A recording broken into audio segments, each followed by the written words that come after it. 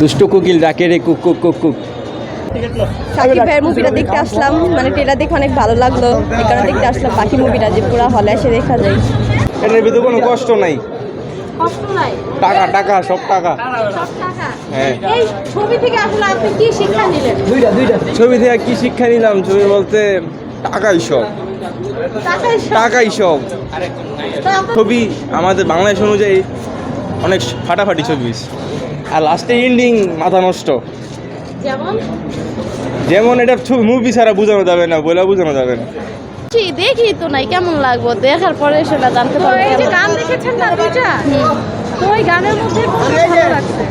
দেখা তো মনে হলো ভালো হইব, কিন্তু দেখার পরে বুঝতে পারবো কেমন মনে হয়। আমি আজকে ফার্স্ট আসলাম, ঠিক আছে। ইউটিউবে দেখেছি, অনেক ট্রেইলার দেখেছি, অনেক ভালো লেগেছে, বিদায় এসেছি। এর আগে প্রিয়তমা দেখেছি, অনেক ভালো লেগেছে। আমি মূলত সিনেমার ফ্যান, ঠিক আছে। বিশেষ করে শাকিব খানের সিনেমা তো ভালোই লাগে, বাংলাদেশের সুপারস্টার, সেক্ষেত্রে তো অনেক ভালো লাগে। আসলে আমাদের বাংলাদেশে এরকম আগে কখনো অ্যাকশন মুভি হয়নি, তো শাকিব খানের প্রথম এরকম একটা অ্যাকশন মুভি হয়েছে, যার জন্য আমরা আগ্রহের ক্ষেত্রে আসছি এখানে দেখার জন্য।